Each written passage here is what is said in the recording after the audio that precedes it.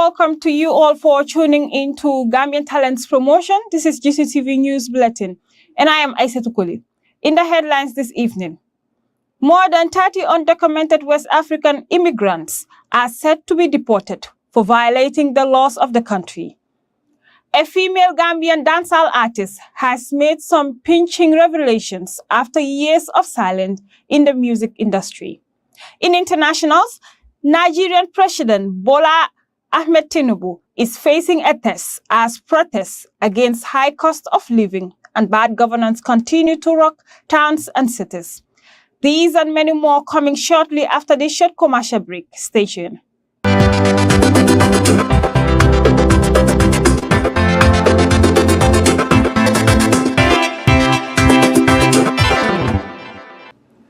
Welcome back. If you are tuning in, this is Gttv News Bulletin, and I am Aissatou Koli. The Gambia government, through the Immigration Department, will deport over 30 undocumented African immigrants, contrary to the laws of the land. This new development comes under the heels of a new operation dubbed Migration Enforcement that aimed at curbing irregular migration activities and undocumented residents living in the country. More on this report. There are 33 known Gambians are set for deportation after they were found liable for illegally staying in the country. Under the Gambian laws, it's a crime to live in the country undocumented. The deportation of these undocumented immigrants has been welcome in the country. It came amid a rise in crimes attributed to non-Gambians. This countrywide operation, titled Immigration Enforcement, is aimed to curb irregular migration activities and undocumented residents living in the country. Speaking at a press briefing held at the GID base in Tanje, Suleiman Kujabi, the Commissioner of Operations at the Gambia Immigration Department, highlighted the mandate of Gambia Immigration and new strategies by his office to curb irregular migration and other criminal activities that are generally threatening national security in the country. The objectives of this operation is to ensure that 1. Effective control and management of our national borders to enhance national security, to detect and deter irregular migration, prosecute the perpetrators of transnational organized crimes such as human trafficking and smuggling, drug peddling, and cross-border related crimes that are generally threatening our national security.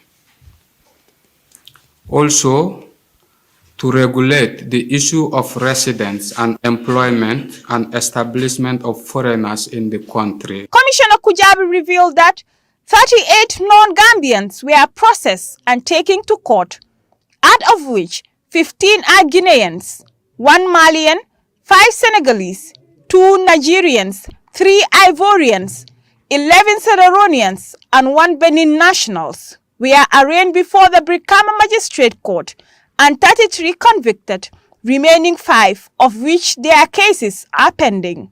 The number of aliens that were processed and taken to the court are 38.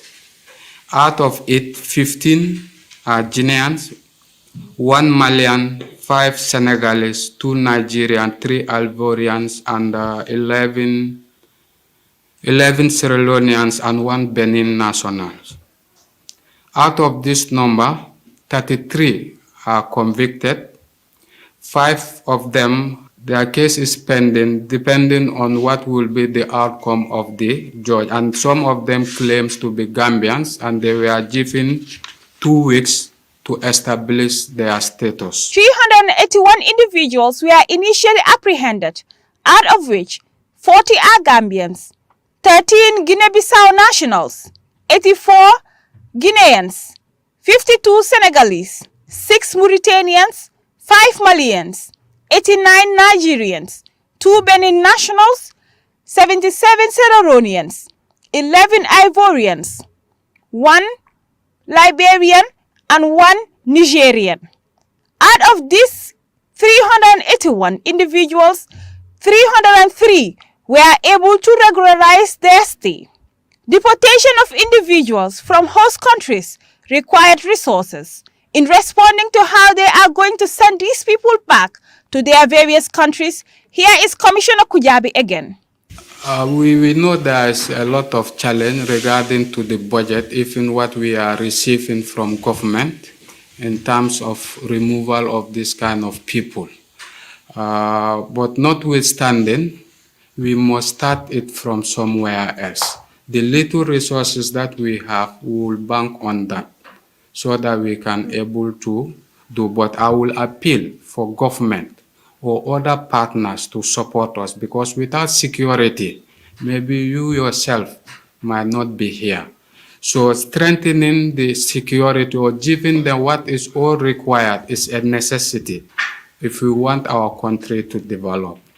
At least in doing so, we will be able to control, because all these things is tied to the economy. This operation by the Gambia Immigration Department personnel is expected countrywide to ensure safety and security in the country. Reporting for Gttv News, Aissatou Koli. President Adama Barrow has stalled road construction projects within Greater Banjul.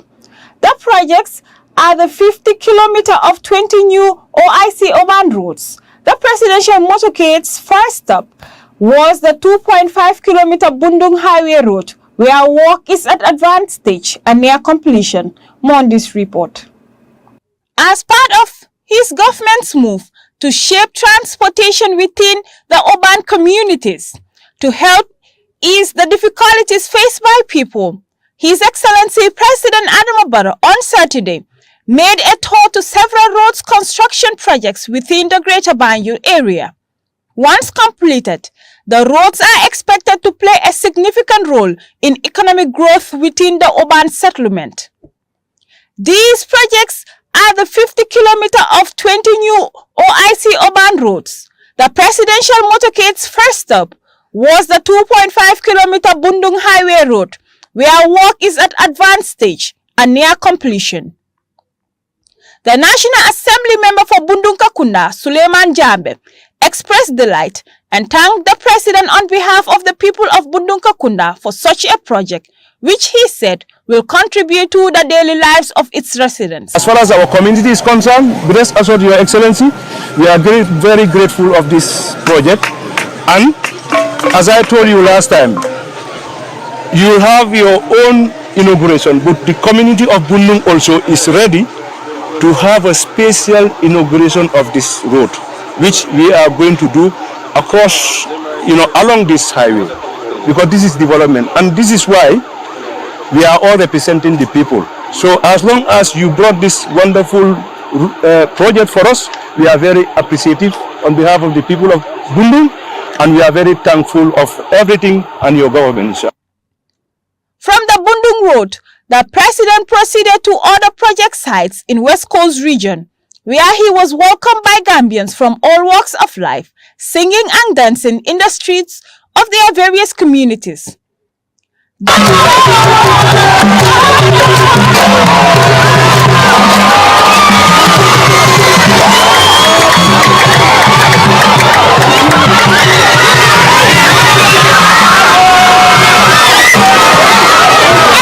These roads are said to be in strategic locations where transportation of goods and services are a major challenge.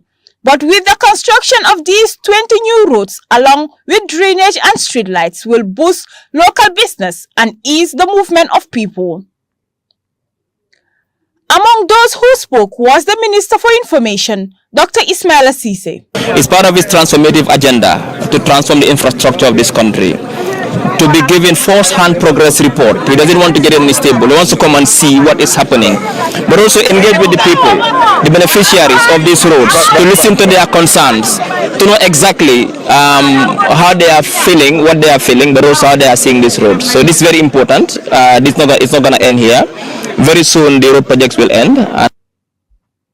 Speaking to the media after the inspection of these roads, the Gambian leader Adama Barrow said he is impressed with the work done, as these projects are so close to his heart, adding that the visit accords him an opportunity to engage with the Gambian people to hear some of their concerns raised. The impression is good.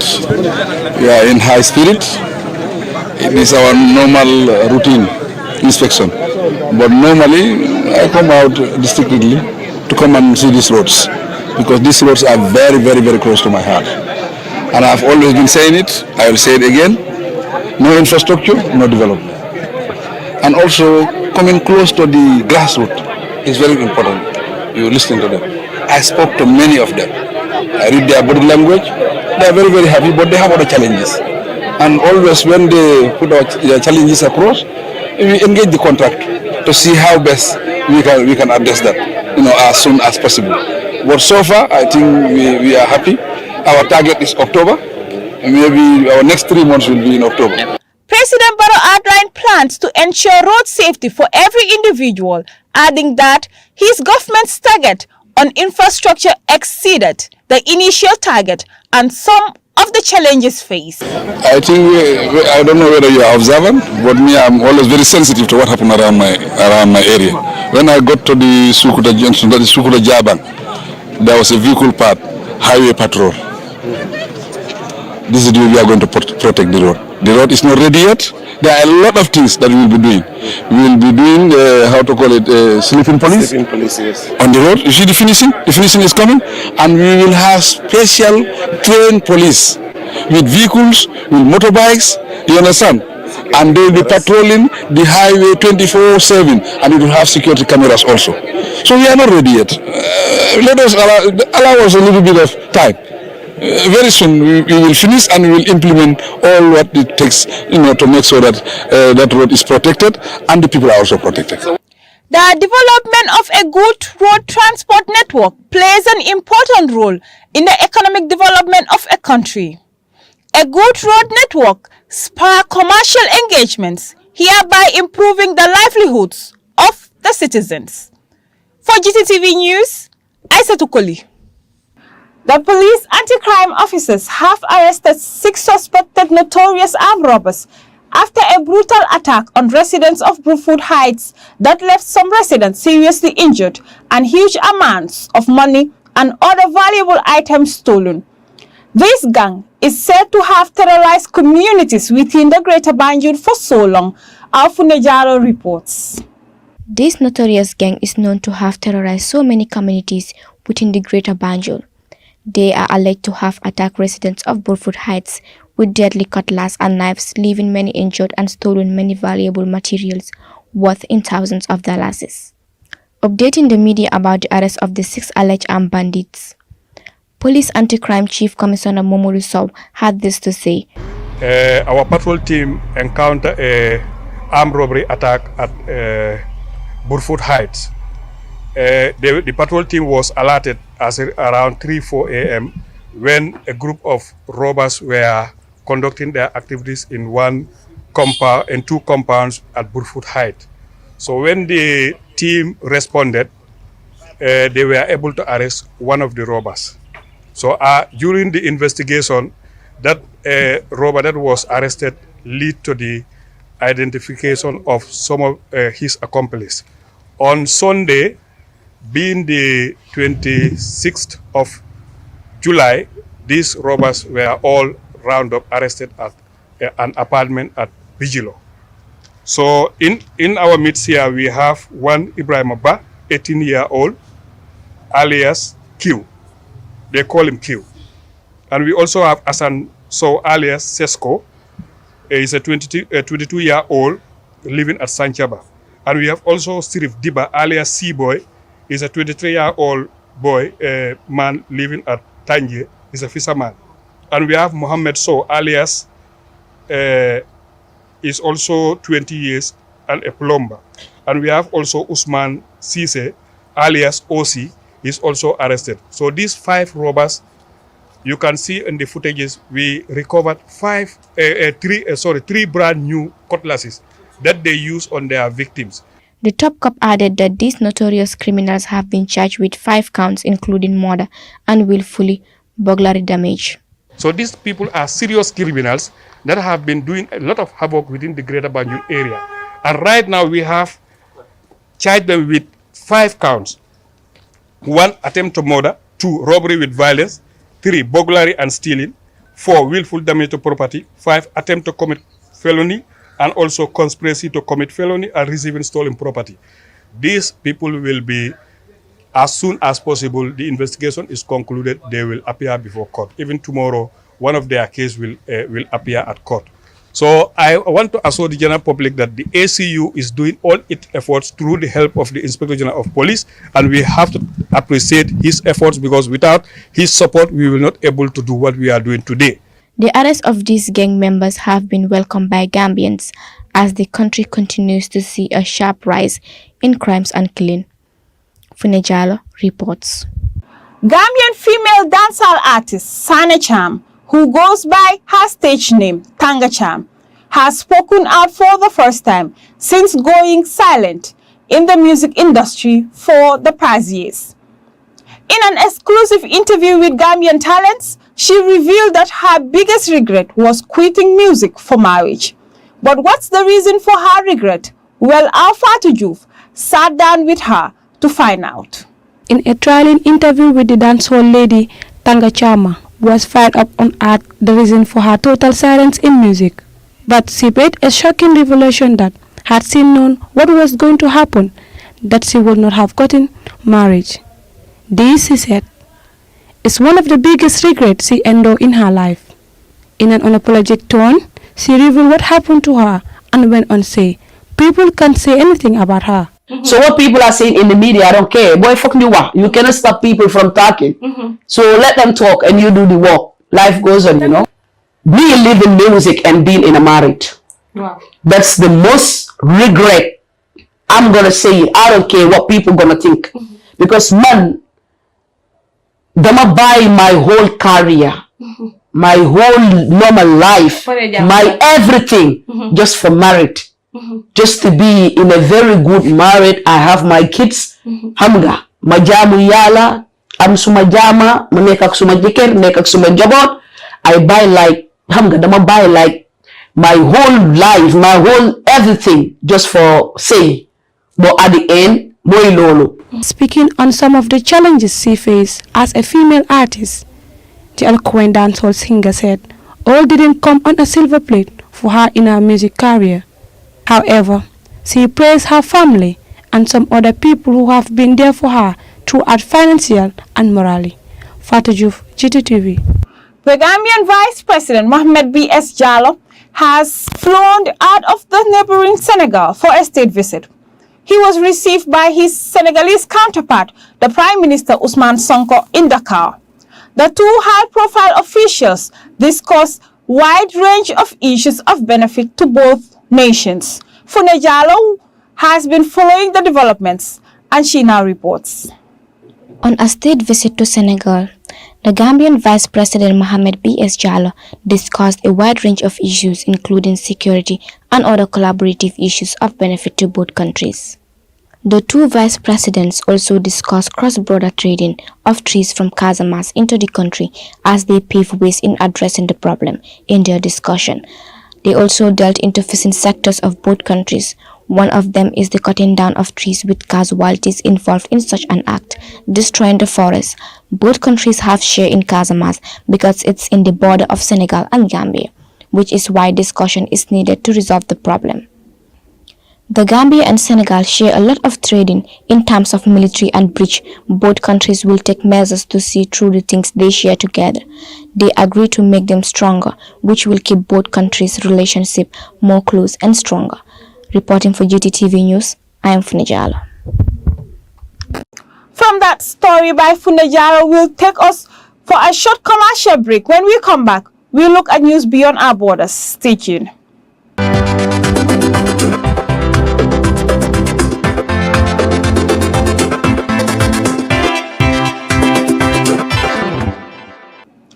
Welcome back. We now shift our attentions to international news. Nigeria has become the latest African country to be rocked by protest. The protesters have taken to the streets against the high cost of living and bad governance under the leadership of President Bola Tinubu. But dozens of the protesters have earned their fate for not protesting but for waving Russian national flags. Modulami Job tells us more. About 40 people have been arrested in northern Nigeria for waving Russia's national flag during protests against the high cost of living and what they feel is bad governance. Amid this crackdown, Army Chief Christopher Musa warned that it is a treasonable offense to fly the flags of foreign countries. Nigeria has seen 6 days of nationwide protests in which at least 7 people have died and more than 700 have been arrested. Demonstrators have been chanting slogans such as "We are hungry," while a minority have been pictured waving Russia's flag and voicing support for Russian President Vladimir Putin. According to local media, some of these protesters have called on Moscow to rescue them.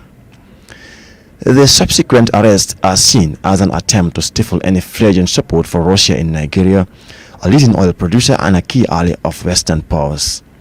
Several countries in the wider region of West Africa, including Nigeria's neighbor Niger, have pivoted away from the West and towards Russia after recent military coups. Civilian governments backed by the likes of France and the US had rapidly lost popularity. Critics accuse them of failing to tackle insecurity, corruption and economic problems. Nigeria's President Bola Tinubu came to power in May 2023 after winning fiercely contested elections. Satisfactions with his leadership has plummeted, with many blaming his policies for the sharp increase in the cost of living. He scrapped a long-standing state subsidy on fuel in his inauguration speech, causing pump prices to rise. The move also had a knock-on effect on the cost of food and other basic commodities. Mr. Tinubu has urged frustrated Nigerians to be patient, insisting that his policies would be fruitful. He has appealed for an end to the protest and held a meeting with security chiefs on Monday to assess their skill. Afterwards, Army Chief Christopher Musa said, "We are warning in clear terms that we will not accept anybody, any individual flying any foreign flag in Nigeria. That is a treasonable offense and it will be viewed and treated as such." The Russian embassy in Nigeria has distanced itself from the demonstrations, saying the flags were the personal choices of protesters. As always, we emphasize that Russia does not interfere in domestic affairs of foreign states, including Nigeria, it added. On Monday, the northwestern states of Kaduna and Zamfara saw a massive turnout of demonstrators. Kaduna Police spokesman Mansir Hassan said 39 people were arrested there, including a tailor who was showing the foreign flags for the group. Close to 40 Russian flags were confiscated, as well as a Chinese one, he added. A curfew has now been imposed in Kaduna, and the 6th state to take such action since last week, forcing millions of people to stay at home. In a statement, Nigeria's Secret Service said tailors have also been arrested in Kano State for making Russian flags. Some of their sponsors have also been picked. Investigation is ongoing, it said. Rights group Amnesty International says 13 people have been killed since protests began last week and accused security forces of using excessive force against demonstrators. Mr. Tinubu addressed the nation on Sunday and said his government was committed to addressing the concerns of protesters. He added that the protests had been hijacked by looters in some areas and ending the unrest would create room for dialogue. Reporting for Gttv News, I am Modlamin Job. US President Joe Biden met his senior national security team on Monday as concerns of a possible Iranian retaliatory attack on Israel grew. Mr. Biden said he has been briefed on preparations to support Israel should it be attacked, while Secretary of the State Attorney Blinken said officials were working around the clock to prevent an escalation. Modulami Job again. Tensions have risen over the last week following the assassination of Hamas political leader Ismail Haniyeh, for which Iran has blamed Israel and vowed severe retaliation. Israel has not claimed responsibility for the assassination. Numerous countries, including the US and UK, have also told their citizens to leave Lebanon, from where it is feared Hezbollah, an Iran-backed military and political movement, could play a role in any response. During Monday's briefing, Mr. Biden was told the timing and nature of an Iranian attack remain unclear, according to US news site Axios.